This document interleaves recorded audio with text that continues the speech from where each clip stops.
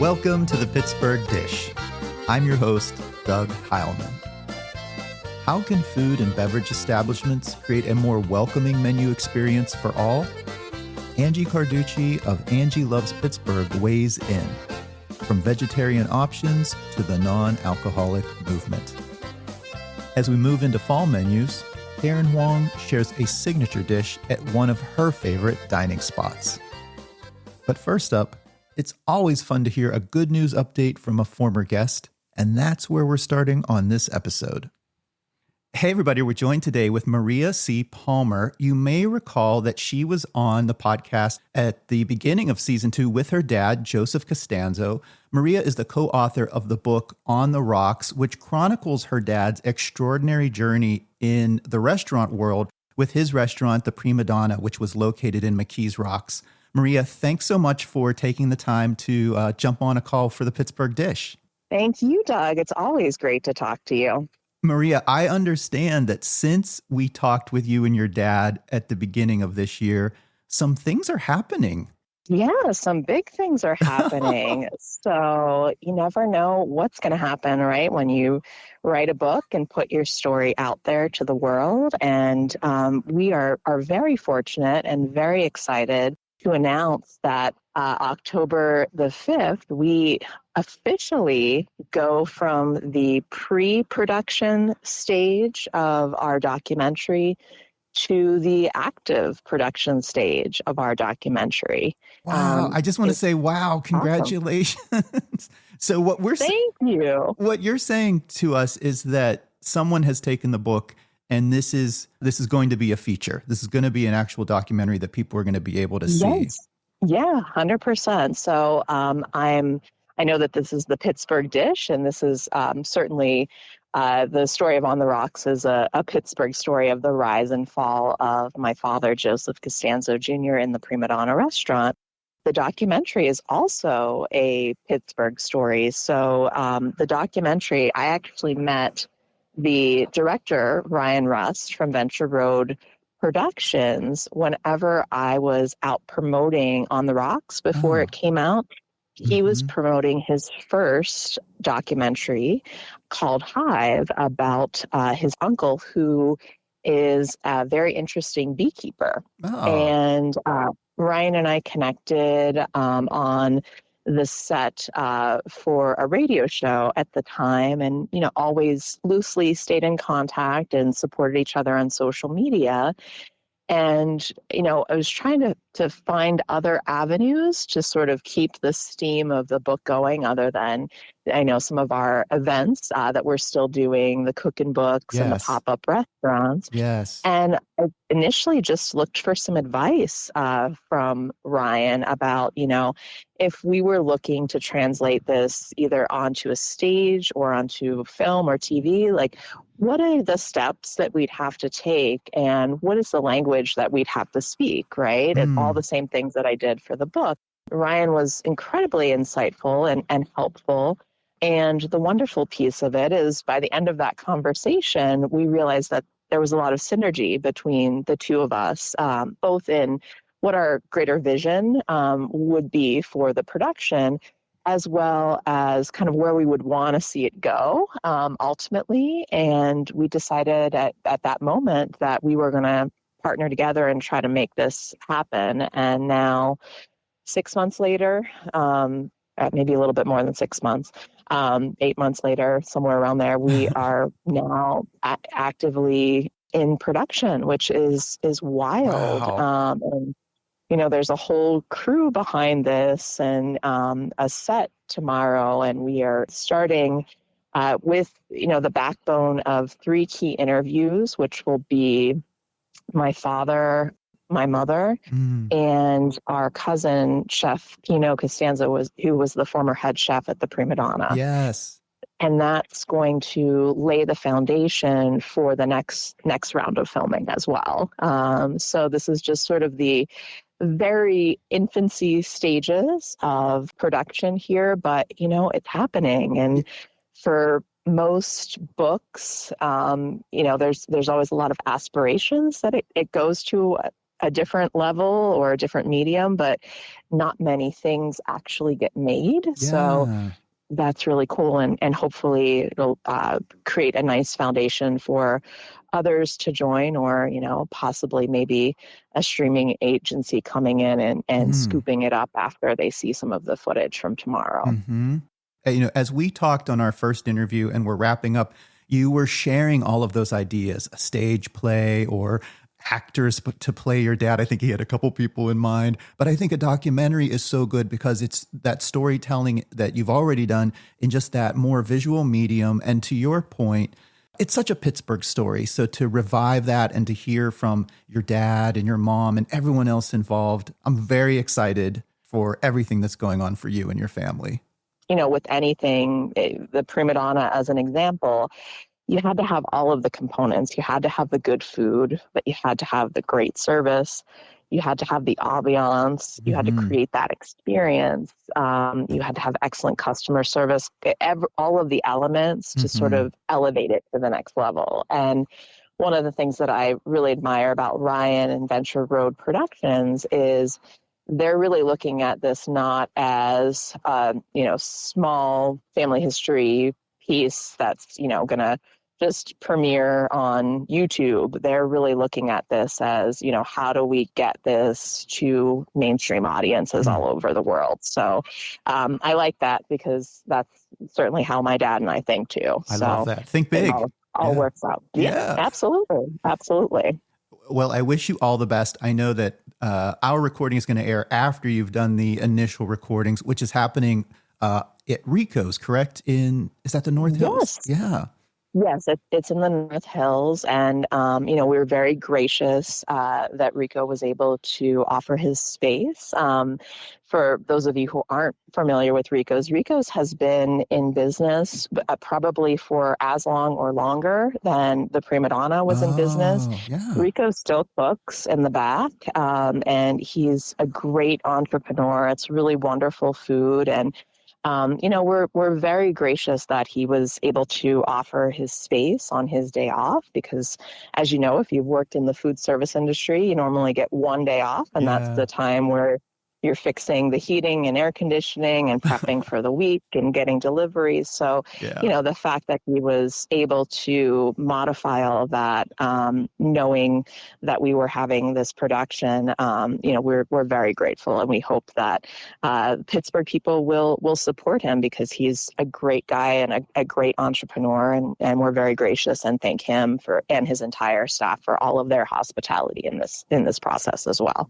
Well, I can't think of a better sort of collaborative place to have these initial interviews. So hats off to Rico. And Maria, I just want to say I'm so excited again for your family and for the next steps after you do these initial interviews and market the documentary. I hope you keep us posted on the process, and we'll be rooting you on. Oh, thank you. Absolutely. Doug, you get a front row seat at the premiere, no matter where it is.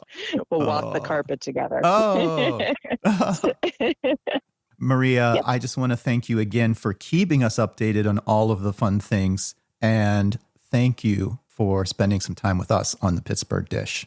Thank you, Doug. And, we're always excited with everything that you come up with and all the cool collabs and how you truly support the food world, not only just in Pittsburgh, but far beyond. So thank you for all of your insightful ways that you sort of spread the good message about food and hospitality and just the overall industry. We need more advocates like you out there for sure. Thanks so much for the kind words. Up next, we talk to a local content creator who doesn't want to limit her dining and drink spots to ensure everyone has a good time. Let's learn a little bit more from Angie Carducci. Thank you so much for coming over and for being on the show. Thanks so much for having me. Would you introduce yourself to our listeners and what you have going on in the world of food? Yeah, sure. So my name is Angie Carducci. I go by AngieLovesPGH on Instagram. World of food. Certainly never envisioned I would be doing a food-based Instagram. Really? Yeah, I just never really thought I would be doing all of this. But About 5 years ago during the pandemic, my parents had a small business. Okay. And I started thinking about how many small businesses were going to be in real trouble. And just had the idea that what if I go out and get some takeout? What if I post about that? Maybe I drive one or two people to that business. Maybe I just make a little difference. Yeah. So really liked that idea, started doing it, and was really surprised at the community that you start building that way. There are a lot of people that really care about small businesses in this city and really care about buying local, supporting local. And, from there, it just really grew. Doing that organically, things in places that I go to. I'm very involved in Yelp and a Yelp elite.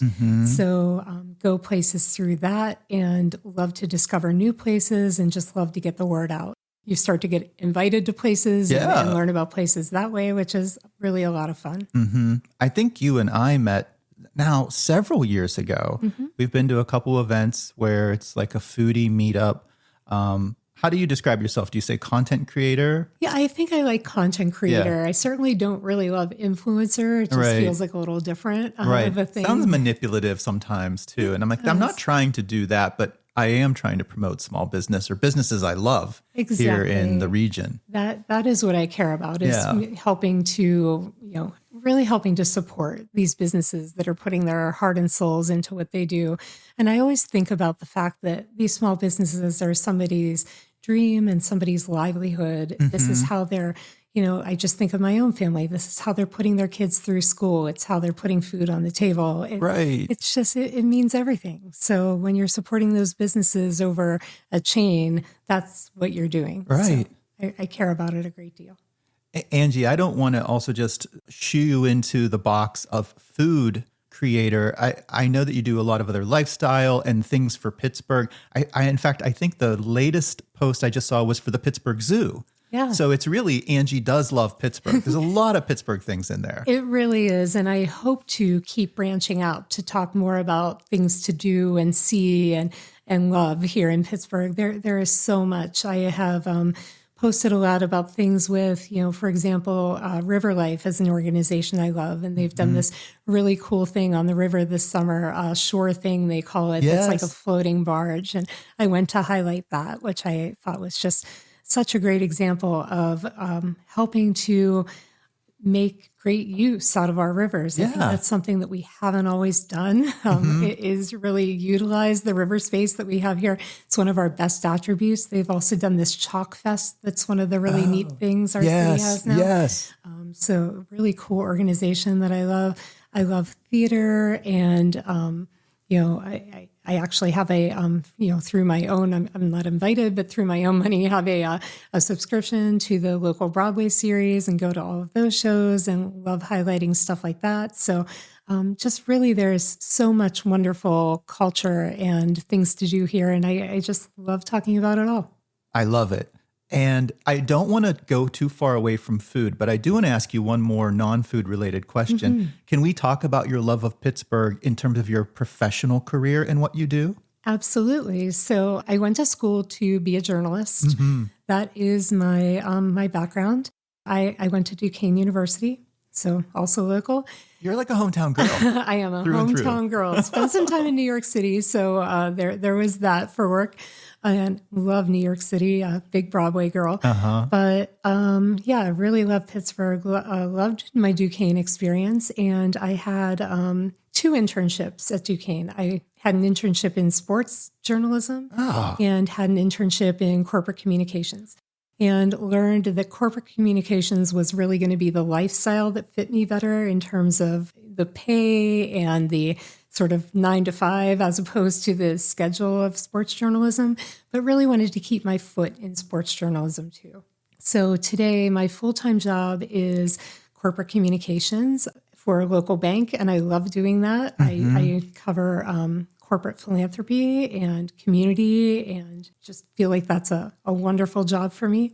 And then my sort of side gig for actually 20 years ending last year, I've gotten a foot out of that now, which feels very unusual because I spent about 20 years very, very close to the Pittsburgh sports world as a credentialed sports writer. This is what I know about from you. Yeah. Is this side of the professional Angie. Yeah. Spent 20 years covering the Pittsburgh Penguins for a variety of publications. Wow. And a variety of broadcast outlets, did a lot of radio, did a lot of podcasts, just a lot of fun. Thanks so much for telling us a little bit more about that. I knew about the hockey side of things too, and I just find it so intriguing. If we bring it back to food, I would love to ask, since you are this hometown girl, are there a couple of spots that are just really near and dear to you when you visit and when you post for them? Oh, that might be tough. It is super tough. So I think about the places that I go to time and time again when I can choose, where I'm going to go. Like, my birthday's next week. And I think about, where would I like to go out for my birthday? I feel like I'm always picking DiAnoia's as a place I like to go for my birthday. It's an easy pick. Everything is consistently delicious. One of our favorites. Love that bread. Love that bread. And the whipped ricotta. That's just an easy pick every time. Love Pussy's Garden. Oh, that yes. is such an easy pick, too. The garden atmosphere, if the weather's nice enough. Pussy's comes up often on this show. I have no doubt. It's just a shining gem in the Pittsburgh dining scene, right? Like, you feel like you're not to disparage Pittsburgh, because obviously I adore Pittsburgh, but don't you just feel like you're not in Pittsburgh? Well, you're transported. You really do. Yeah, the garden and the inside, you're like, wait, where did I just go? Yeah, it feels like another world entirely. And I love to take visitors from out of town there and show them, like, hey, you might think Pittsburgh is the, sandwich with fries city, but we also have this, these other hidden gems. Exactly. We have some beautiful things. And aside from that, I obviously love Italian food. So after that, I feel like some of my other picks would be in the Italian food world. Like, I love Alta Via. Oh, yeah. Just went to a family dinner last week at Alla Familia. Oh, yes. Love those kind of places. Up on Allentown. Yes, the cheese wheel. There is one thing, if you don't mind me mentioning it. Yeah. You're a vegetarian. Yes. So although you picked some phenomenal spots that would have anything on the menu, this is also important to you to go to a place where you can order and your friends and family can order and everyone's having a good time. It's huge, and nobody else in my family is a vegetarian. Oh. So when I started this at age 5. Oh, wow. I learned in kindergarten where meat came from. And I just came home and told my parents, I don't understand the difference between the family pet and the animals that we would eat. I have a disconnect here, and I just don't want to eat that. Wow. It just from such a formative age. I just was a philosophical thing for me, and I didn't get it. And I said, I just don't want to eat it. And my parents were really freaked out. They really were. And so they tried lying to me for a little bit. Oh. And in all the best intentions. The best intentions, for sure. They just were scared. They were like, our young daughter, what's going to happen? Is she going to be healthy? Is she going to be deprived of protein? Right. And then they realized I was not kidding. And they took me to Children's Hospital to a dietitian and helped me learn where protein sources would come from, which was really progressive and amazing. That is amazing. How old were you at that point? I was like 6, 7 years old at that point. My goodness. Yeah. Wow. Yeah. They wanted me to learn. They wanted to learn. And I really appreciated that. I'm so glad that you had even those resources and that forethought to go to Children's to find out. It's incredible. Yeah. So, so I definitely grew up feeling supported in that, but the local dining scene was not as supportive. You would go places and just see menu option after menu option that was meat-based. Yes, meat heavy. Maybe. And this city growing up was not great for it. It really wasn't. You had a salad. Maybe you could spot 2 or 3 things on the menu that you could ask to be made without meat. But most of the things, just not great option. Oh my gosh. Tell me a little bit more about like some top dishes then. Like, do you have a few recipes you make at home all the time, or places that when you go there, you're going to go to get that particular dish? Yeah. So at home, I'm very heavy on, I think I used to be much more carb heavy. I love carbs. I love pasta. Oh, me too. Yeah, I mean, I still love them. A few years ago, I dropped about 70 pounds. I did that primarily getting rid of white carbs. I switched to a lot of wheat carbs. Okay. Intentionally going to a more whole grain or less processed diet? Exactly. Okay. I do a lot of sheet pan meals. That's a big thing for Yes. me. A lot of veggies. I subscribe to a CSA over the summer. That is an absolute joy. All the fresh vegetables, and maybe it isn't something I usually work with. This week I had a couple of butternut squash in there. Next week I have an acorn squash coming. So you just think about, what am I going to create? And for any of our listeners who don't know, CSA, Community Supported Agriculture, you're usually prepaying a subscription to a farm that's going to provide you a box every week or sometime. Who is your CSA through? Yeah, mine is called Christoph Farms. They are Okay. located in Bridgeville. Okay. And I've been subscribing to them for a few years now. They offer, I believe, quarter, half, and full baskets. I get the half. It feeds 2 to 3 people every week. Perfect. And just a ton of food. Yeah. It's a challenge to use it all every week.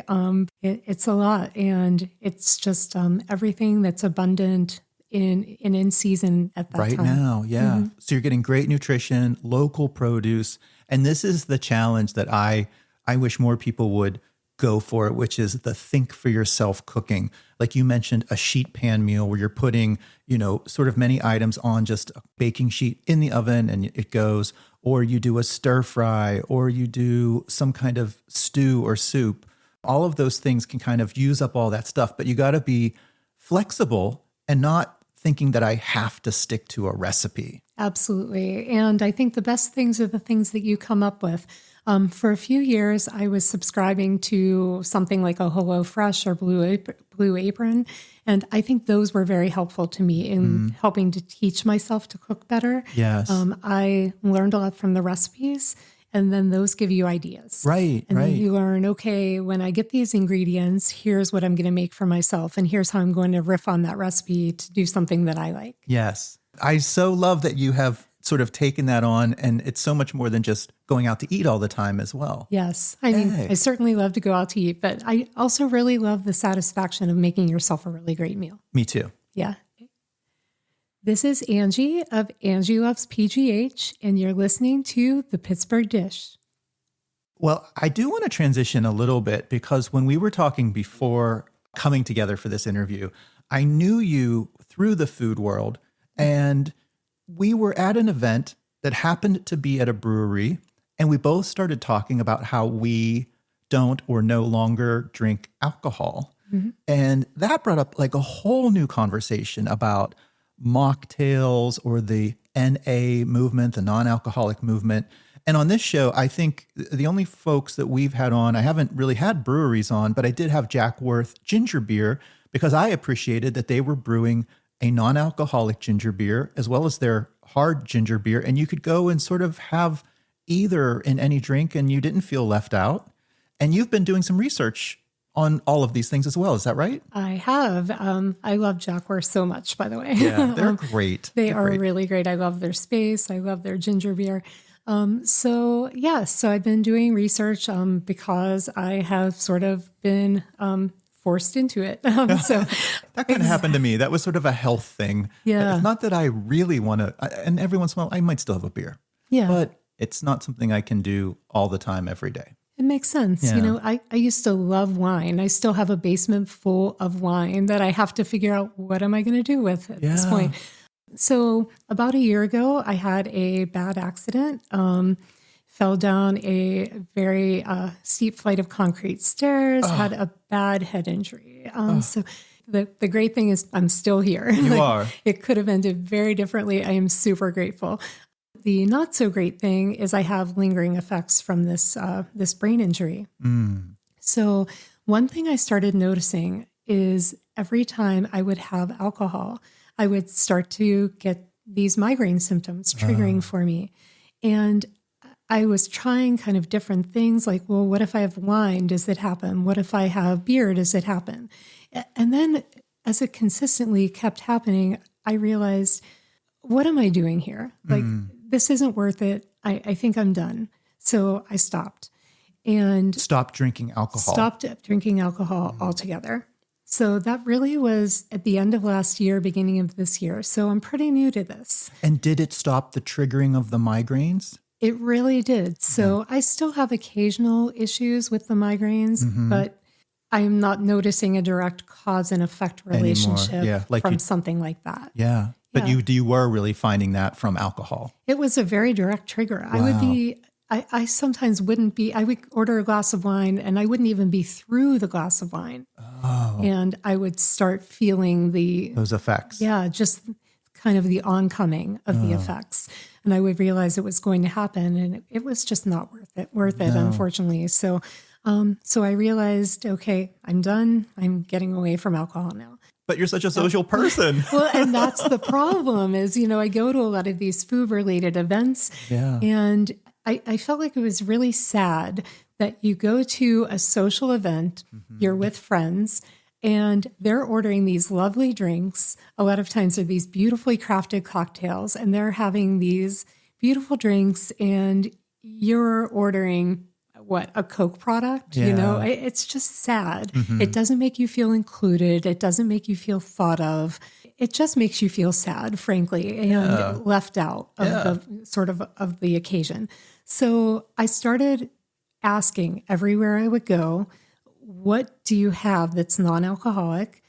What can you make that's non-alcoholic? And in a lot of cases, you do have to ask. They're not actually on the menu.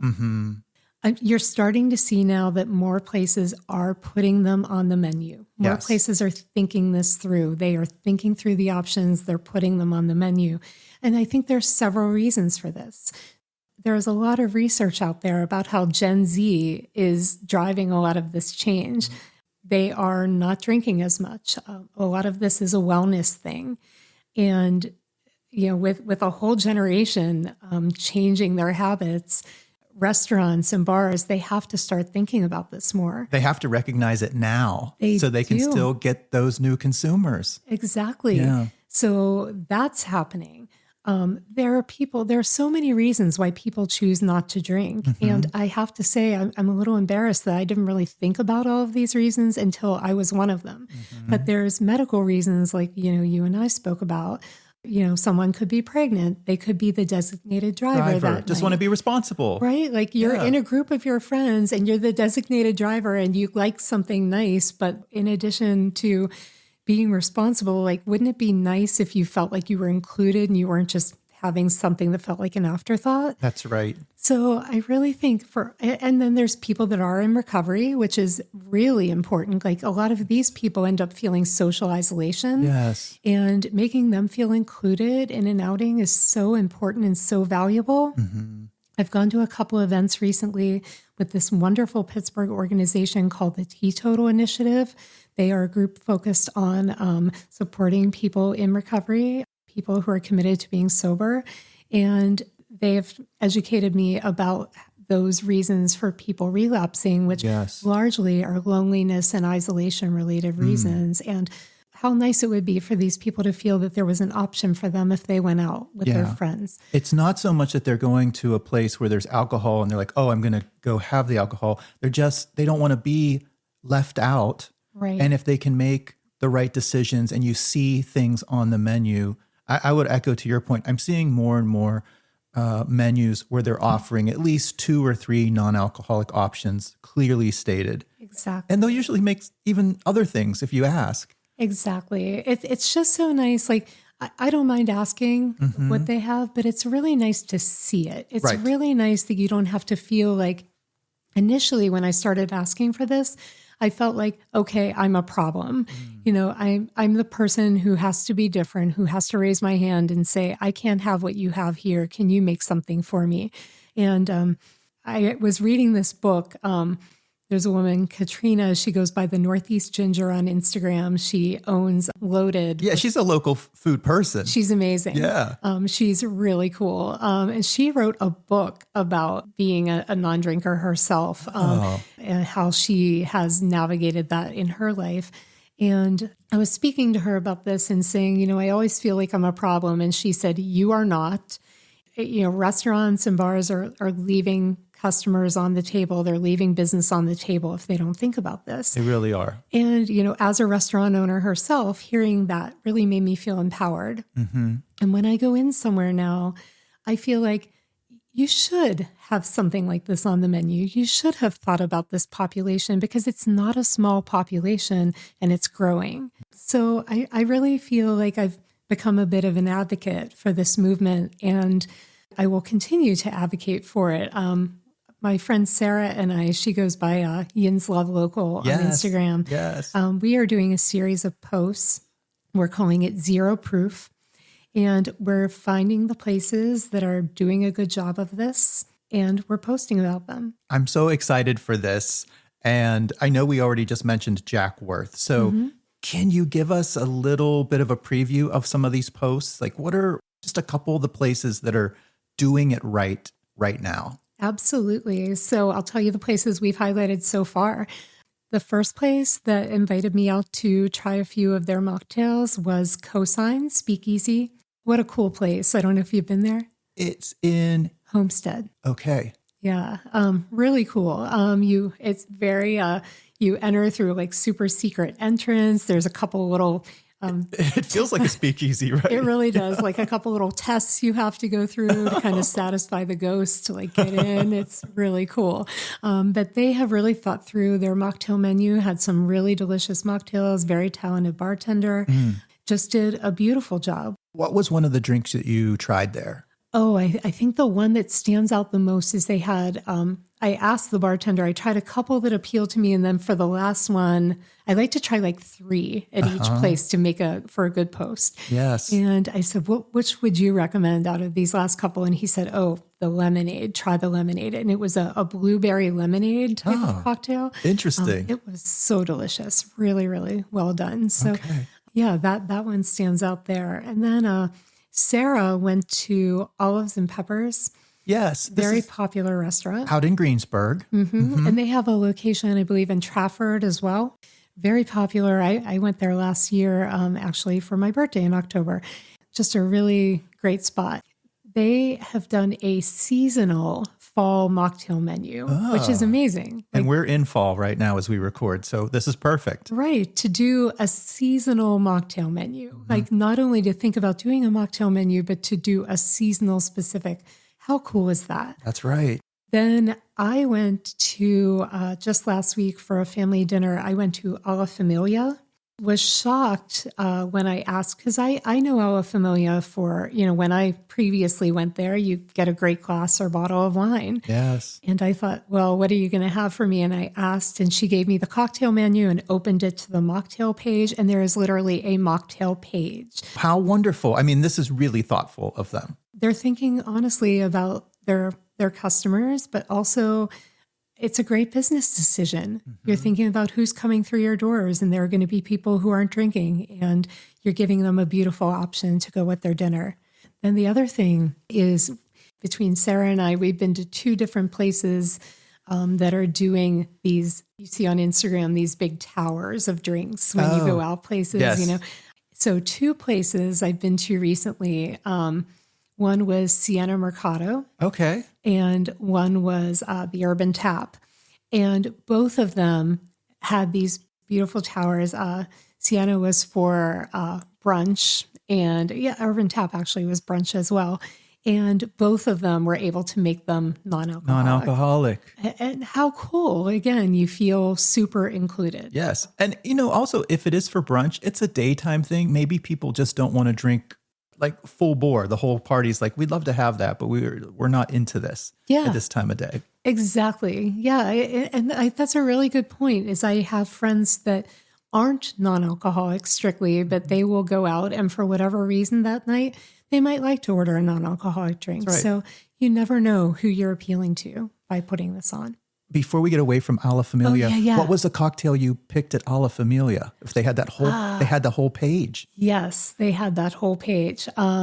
It was a combination of pineapple and coconut flavors. And my nephew who was with me got a cherry limeade that I kind of regretted not getting because it just looked so delicious. Good. Yes. just really delicious. So those were some examples of ones that are doing more with like juices and lavender, lemon, those types of flavors. But you're also finding a lot these days that are doing the non-alcoholic spirits. Yeah, spiritless spirits. I was going to ask you, I just recently stopped into the Open Road in Garfield. They're so awesome. They are, Mel and her team. And they used to be in Allentown. They moved over to Garfield. They have a bigger space. And we're talking about a bottle shop that has 0 proof spirits. So if you want a bourbon or a Campari, they have all those things. So you can actually make the drink the way you always make it, but it's going to be a 0 proof drink. It's incredible. And I have been to places that are involving those in their mocktails. So I think sometimes I've had friends say, oh, I don't want to pay the same price for a mocktail that I would pay for a cocktail. And I think that's kind of outdated thinking. I think sometimes now we're going to see mocktails that are going to be the same price as a regular cocktail, possibly even a little bit more, because those 0 proof spirits are not really cheap.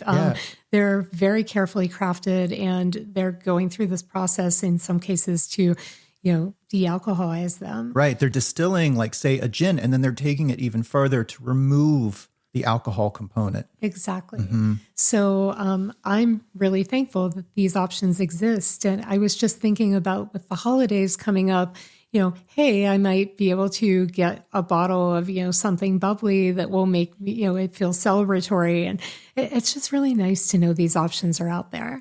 I agree. And I love what you and Sarah are both doing, promoting what's going on and also sort of nudging other places that maybe aren't doing the best job yet or aren't thinking about it, and getting places to think about it and get some of those options out in front and on the menus. That is actually my goal by doing this series. I would love for businesses to reach out to us and ask us, hey, we're doing a good job. Please come and feature us. Yes. Like, that would be great. But also I would love businesses to notice it and think, wow, we don't have anything on our menu, and maybe that's a miss.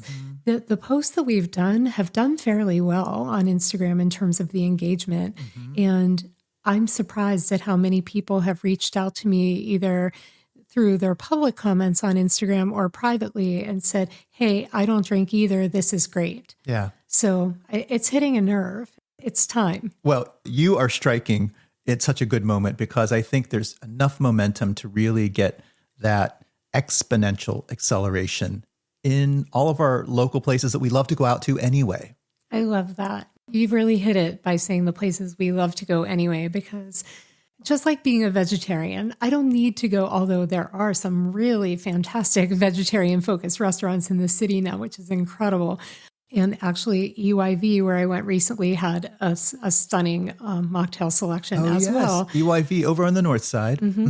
I went to their chef's table experience, which was incredible, and had several mocktails there. So they're doing a great job.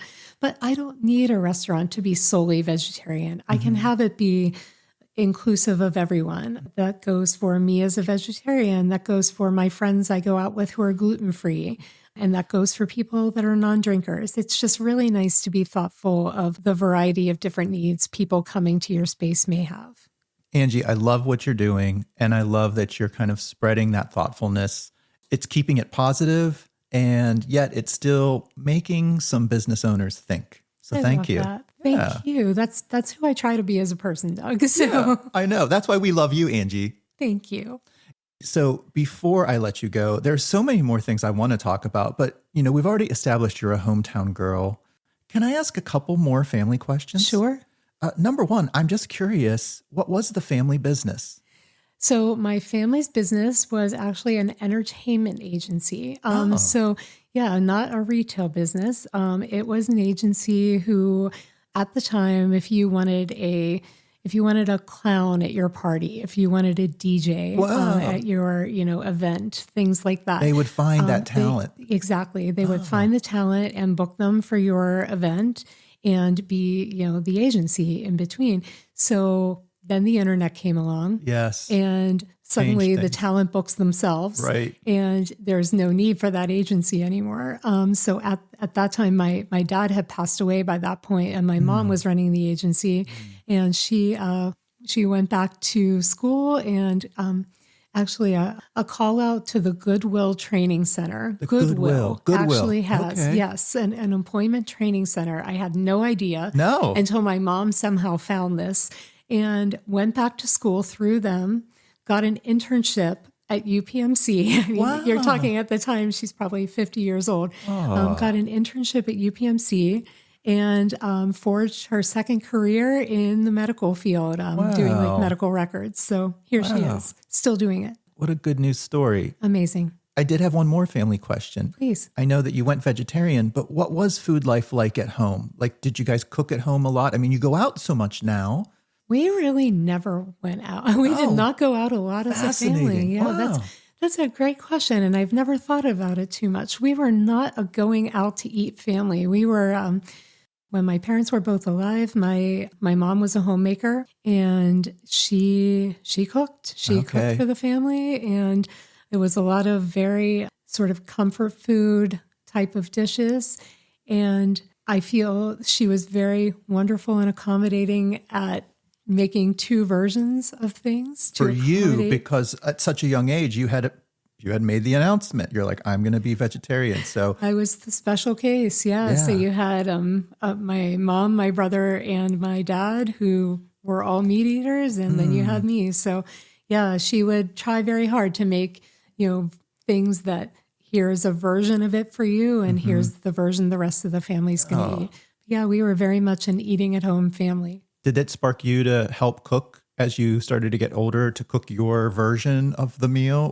Well, my dad passed away early, and so I was 16. So I took over a fair amount of home duties at that point. So I think I was well prepared through watching at that point. But yeah, as I got older and had relationships in my own life, I was very good at the concept of I can prepare meals that have a version that is a vegetarian one and a version that is not. I'm never going to force someone to be a vegetarian for me. You can eat the way you want, and that's fine with me, but this is what I'm going to do. It sounds like you could host the ultimate dinner party that caters for everybody. I probably could, but I would hate it because I hate the cleanup before a dinner party. That's right. It's the impending doom. I know. I just hate it. I'm like, please don't make me host. I have dogs. We have to figure out what we're going to do with them. No, thank you. Well, I like that you go out to eat and go out to explore vegetarian options and the NA or mocktail options in the city. I think we should bring it back. You mentioned it earlier that folks can reach out to you. Can you remind our listeners of your social media handle? You're mostly on Instagram, is that right? Yeah, primarily on Instagram. I am kind of starting to dip a toe into TikTok, which I can see is getting a lot of engagement when we do post there. But largely Instagram, and it's AngieLovesPGH. AngieLovesPGH. And can you remind us again, since Sarah is helping you, what Sarah's handle is? Absolutely. Sarah is Yins Love Local. Yins Love Local. Yep. I love it all. All right, Angie, I have one more customary question for you. The name of the show is The Pittsburgh Dish. What's the best dish you've had to eat this past week? Well, we talked about that I went to Alla Familia this past week, and it has to be the cacio e pepe in that cheese wheel. Oh, yes. If someone has not been to Alla Familia, you're talking about like a traditional round of cheese, like the huge wheel from Italy. Is it the Locatelli? Locatelli cheese wheel. That's right. It's a Romano cheese. Yes. Yes. And so they're preparing the cacio e pepe in that. They're finishing in that big wheel. Yes. So delicious. They bring it tableside. They prepare it right there in front of you. It's just so cheesy, amazing. Rich, Yeah. amazing. Well, I can agree. That would be my best bite this week. Yep, definitely. Angie Carducci, thank you so much for your time. Thanks for what you're doing for the city, promoting small business, promoting the NA movement. Thanks for being on the Pittsburgh Dish. It has been such a pleasure. Thank you so much, Doug. Since Angie mentioned this place earlier and we're in the throes of fall, let's hear about a favorite dish of the season from Karen Hoang. Hey everyone, we're back with our friend Karen Hoang. She's a content creator and self-professed foodie on Instagram. Karen, it's been a little bit since we talked. When we spoke last, it was the dead of summer. It was super hot, but we're now moving into some chillier months. As we move into cooler weather, is there a spot that you're like, yes, I am so ready to visit this place again because you love that food at that time of year? Doug, I've been waiting for this question. You understand, I've been stalking this place's reservations for months in anticipation of when I can make a reservation again. And I know everyone loves DiAnoia's, but what you need to know that at DiAnoia's during the fall, they have a pumpkin gnocchi bowl. Oh yes, that pumpkin bowl. It is beautiful, but even more importantly, it is delicious. It is delightful. It's creamy. It's perfect. The gnocchi is so soft and pillowy. Oh my gosh. I've been thinking about it for months and months and months. And yeah, the last time we had it, it was beautiful. And I foolishly thought I could eat the whole thing in one sitting. I was like, I don't need a to-go box. Lies were told because once was all said and done, I was like, no, I can't finish this. Oh, darn, leftovers. So I put it in my to-go box and it was packed to the brim because you have all this beautiful cooked pumpkin inside the pumpkin too. Which you can eat. Yes. It's not just for show. Exactly. It's so good. It is your quintessential fall dish. And there's just something so comforting about pasta when it gets cold out. I don't know if they'll bring this one back, but the other thing that they've had in the past that I love is a pasta dish that will have sausage and squash in it. And that's another just really like stick to your bones, delicious dish I love there. The pumpkin though just rules. Right. I mean, on all their Instagram, everybody orders it. So the pumpkin gnocchi is what we're talking about at DiAnoia's. Usually shows up on the fall to winter menu. Karen, thanks so much. Yeah, no problem. Thank you. You can follow Karen on Instagram at karen.hoang. If you enjoyed the show, consider buying us a coffee for this episode or supporting the show monthly. You can find links to those options at the bottom of our show description. And if you want to follow my own food adventures, you can find me on social media at Doug Cooking. That's our show for this week. Thanks again to all of our guests and contributors, and to Kevin Selecki of Carnegie Accordion Company for providing the music to our show. We'll be back again next week with another fresh episode. Stay tuned.